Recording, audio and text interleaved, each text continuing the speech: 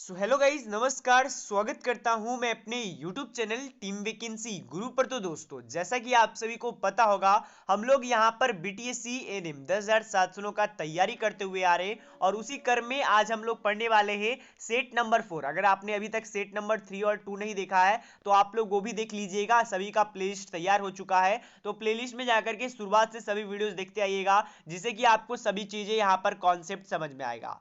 साथ में आपको मैं अपडेट दे देना चाहता हूं, अगर आपको हमारा सेट परचेस करना है तो अभी व्हाट्सअप कीजिए 7631398261, यानी कि 7631398261 इस पर आपको व्हाट्सअप करना है। और मैं आपको बता देना चाहता हूं, जो यहां पर हमारी तरफ से सेट दिया जाएगा, मात्र आपको 99 रुपए में यहां पर टोटल 10 सेट दिए जा रहे हैं और हर एक सेट में आपको 100 क्वेश्चन देखने को मिलेंगे, यानी कि 99 रुपए में आपको 1000 क्वेश्चन देखने को मिलेंगे, साथ में उसके आंसर भी देखने को मिलेंगे। और ये प्रश्न होंगे, जो भी प्रश्न यहां पर मैं देने वाला हूं उसका एग्जाम में आने का उम्मीद बहुत ज्यादा है। तो जो भी स्टूडेंट्स लेना चाहते हैं आप लोग व्हाट्सएप कीजिए, नंबर डायल कीजिए 7631398261। तो अभी व्हाट्सएप कीजिए, तुरंत आप पेमेंट कीजिए, स्क्रीनशॉट भेजिए और तुरंत आपको सेट यहां पर भेज दिया जाएगा। अब चलिए, आज के जो भी प्रश्न है वो मैं आपको यहां पर बताना चाहता हूं। तो सबसे पहला प्रश्न यहां पर आप सभी देख सकते हो। पहले प्रश्न में पूछा जा रहा है कि जो आहार होता है वो चिकित्सा चिकित्सा यानी कि एक तरीके से मेडिकल लैंग्वेज में वो क्या समझता है।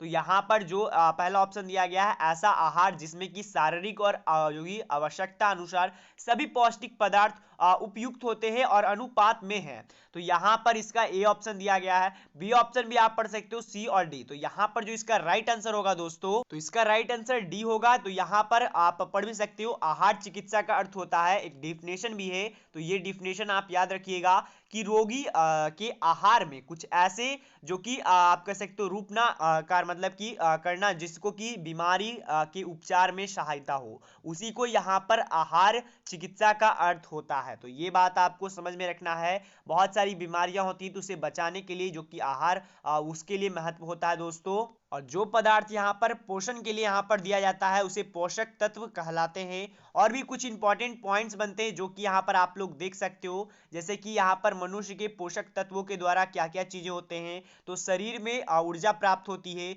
शरीर को वृद्धि विकास होती है और आवश्यकता अनुसार जो भी चीजें निर्माण होती है वो सभी कुछ यहाँ पर मनुष्य के पोषण तत्वों के कारण से होता है दोस्तों। अब आ चुके हैं हमारे दूसरे प्रश्न पर। तो यहाँ पर मैं पहले बता देना चाहता हूँ, यहाँ पर जो क्वेश्चन है वो स्टेटमेंट बेस्ड है, यानी कि यहाँ पर कुछ स्टेटमेंट्स दिए गए हैं, ये आपको बताना है कि कौन सा स्टेटमेंट सही है और कौन से चीजों के लेकर के ये पूछा गया है। तो जो आपका पैनक्रियाटिक जूसेस होते हैं वो यहाँ पर उसके रिगार्डिंग में है, और उसके पीएच का सत्य कौन सा कथन है उसके रिगार्डिंग में ये प्रश्न है। तो वही आप पढ़ सकते हो कि मानव शरीर के जो कि स्त्रीवित होने वाले अग्न्यशयी रस का, यानी कि आपका पैनक्रियास जूस का उसका पीएच के बारे में कौन सा कथन सही है दोस्तों। तो ऑप्शंस दिया गया है, इसका पीएच जो कि एसिडिक होता है, बेसिक होता है, वो आपको यहाँ पर बताना है। तो इसका राइट आंसर है दोस्तों, वो होगा बी, यानी कि मानव शरीर के यहाँ पर जो उसका राइट आंसर होगा वो बी होगा।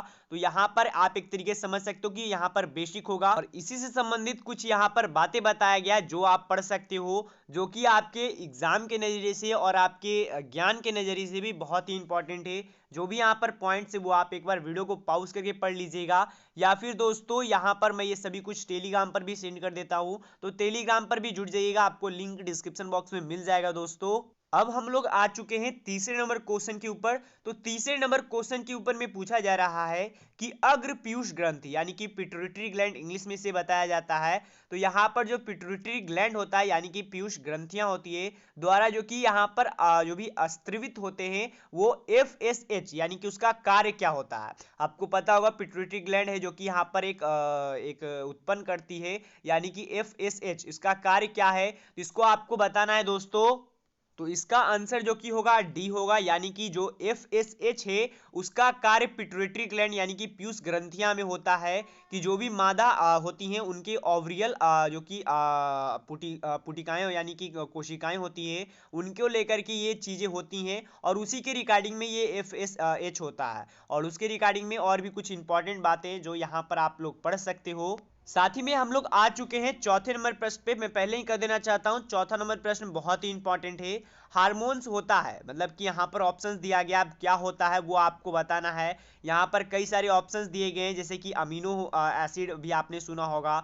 तो क्या चीज होता है, तो इसके रिगार्डिंग में आपसे प्रश्न पूछा गया है। तो इसका राइट आंसर डी होगा, यानी कि अमीनो एसिड में जो भी ऑप्शंस दिए गए हैं वो सभी के सभी होते हैं, और उसी के रिगार्डिंग में ये आपको बताया गया है। प्रथम खोज किया गया था यहाँ पर जो कि हार्मोन्स का वो जो कि सिक्रेशन है वो यहाँ पर बताया गया है। साथ में जो हार्मोन शब्द है वो कौन से लैंग्वेज से लिया गया है वो भी आपको यहाँ पर देखने को मिल जाएगा। किन्होंने खोज किया था वो उनका भी नाम यहाँ पर देखने को मिल जाएगा।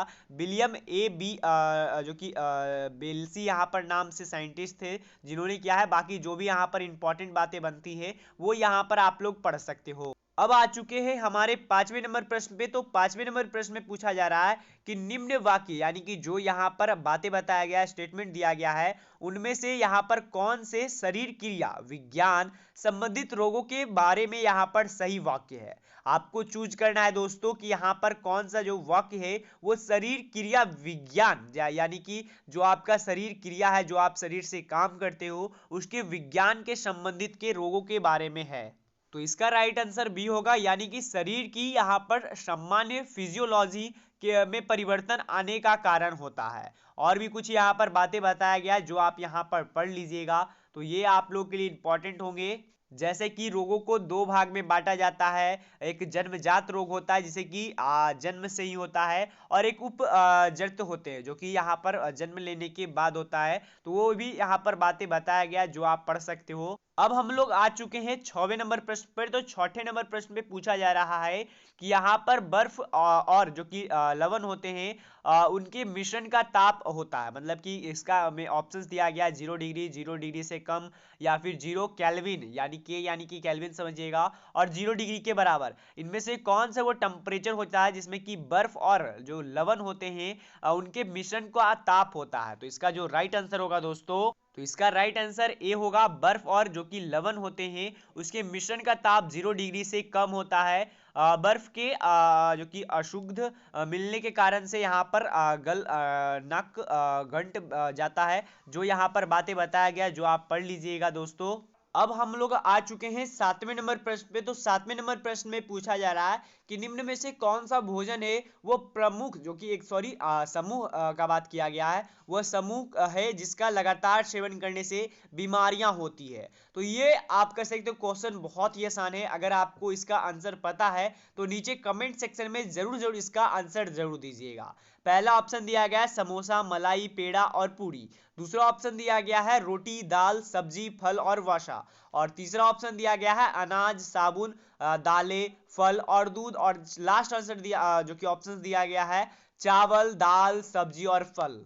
तो सातवें नंबर प्रश्न का राइट आंसर होगा वो होगा ए, यानी कि जो यहाँ पर समोसा, मलाई, पेड़ा और पूरी होते हैं उसके लगातार सेवन करने से यहाँ पर बीमारी फैलती है, ये बात एकदम स्पष्ट है।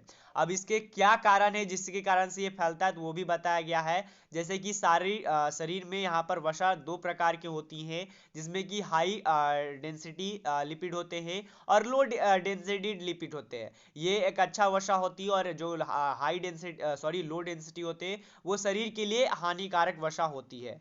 अब हम लोग आ चुके हैं आठवें नंबर प्रश्न पे। तो आठवें नंबर प्रश्न में पूछा जा रहा है कि दांत का सबसे मजबूत भाग कौन सा होता है। ऑप्शंस दिया गया है मसूड़ा, जो कि यहाँ पर और भी ऑप्शंस दिए गए हैं। तो जो आठवें नंबर का राइट आंसर होगा दोस्तों, तो इसका राइट आंसर जो कि होगा दोस्तों वो होगा ए, यानी कि दंत धातु होते हैं इस जो कि दांत में सबसे मजबूत भाग होता है। अब हम लोग आ चुके हैं नौवें नंबर प्रश्न में। तो नौवें नंबर प्रश्न में पूछा जा रहा है कि कच्चे नारियल का जो कि दूधिया पानी होता है उसके लिए यहाँ पर ऑप्शंस दिए गए हैं। तो यहाँ पर आपको बताया गया ऑप्शन में कि मादा गेमेटोफाइट का द्रव होता है, मतलब कि जो यहाँ पर कच्चा नारियल है उसमें दूधवा पानी क्यों होता है, तो उसके लिए यहाँ पर ऑप्शंस दिए गए हैं। तो नौवें नंबर का राइट आंसर बी होगा, यानी कि कच्चे नारियल का दूधिया पानी का द्रव इसके कारण होता है कि वहां पर द्रव अंत यहाँ पर शिकाणु होते हैं। और भी कुछ इंपॉर्टेंट बातें हैं जो यहाँ पर आप लोग पढ़ सकते हो। तो आ चुके हैं हमारे आज के लास्ट प्रश्न पर। तो यहाँ पर पूछा जा रहा है लास्ट प्रश्न में, जो एपोटोसिस होते हैं वो यहाँ पर इसमें से कौन सा ऑप्शन इसका जो कि सही डिफिनेशन है, मतलब कि ये क्या होते हैं, उसके रिगार्डिंग में पूछा गया है। तो यहाँ पर बताया गया कि कोशिका यानी कि सेल का यहाँ पर उत्तरी कक्षीय मृत्यु होती है। और भी यहाँ पर ऑप्शन दिए गए जैसे कि पतियों का यहाँ पर झगड़ने की प्रक्रिया होती है, या फिर क्या होता है। तो यहाँ पर इसका राइट आंसर होगा दोस्तों, तो इसका राइट आंसर होगा दोस्तों कि यहाँ पर बी, यानी कि उनके जो कार्यक्रम बिंद मृत्यु होते हैं उसके कारण से होता है। यानी कि आप जो programming death of the cell होते हैं उसी के रिगार्डिंग में ये जो कि प्रश्न पूछा गया था। तो यही कुछ आज के इंपॉर्टेंट प्रश्न थे जो कि मैंने आपके साथ डिस्कस किया। अगर आपको ये जानकारी पसंद आया तो जरूर जरूर अगला वीडियो भी जरूर देखिएगा। इसी प्रकार से हम लोग लगातार यहाँ पर बताते जा रहे हैं और जो भी क्वेश्चन है उसके साथ डिस्कस किए जा रहे हैं। अब इसका पार्ट 2 आएगा और उसके बाद हमारा सेट 5 चलेगा, और उसी प्रकार से हम लोग लगातार पढ़ाते आ रहे हैं। बाकी मैं आपको बता देना चाहता हूँ, जो भी स्टूडेंट्स इंपॉर्टेंट प्रश्न का यहाँ पर पीडीएफ लेना चाहते हैं आप लोग अभी व्हाट्सएप कीजिए 7631398261। तो यही जानकारी आपको बताना था। अगर आपको जानकारी पसंद आए तो चैनल को सब्सक्राइब कर दीजिएगा। मिलते दोस्तों कोई इंस्ट्रूमेंट, तब तक के लिए गुड बाय, धन्यवाद।